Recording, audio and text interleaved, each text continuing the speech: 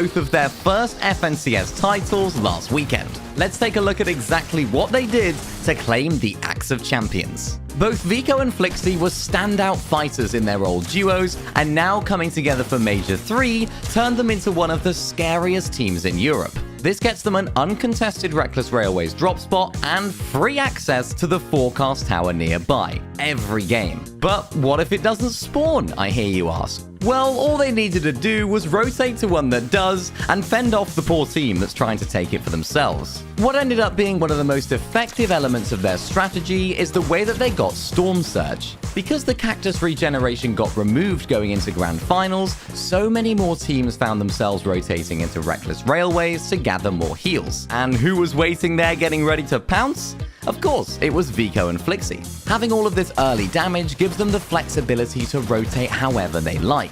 Quite often, they dip into the Storm and rotate into the next zone ahead of time because they have the power of the forecast, which will tell them where it is. This knowledge of future zones also helped them when it came to endgame, as they always positioned themselves in the prime location for the next zone. Then, inside of Flixie's expert tarps, Vico could frag out, and his 43 solo eliminations across the Grand Finals was a new record for EU. This unbreakable and repeatable game plan meant that they never placed lower than 18th and managed to pick up 2 victory royales, which helped them take home the Axe of Champions for the very first time. After one of the most dominating Grand Finals in history last season, Peterbot and Poyo are back to their winning ways, completing the back-to-back and holding on to their Axe of Champions.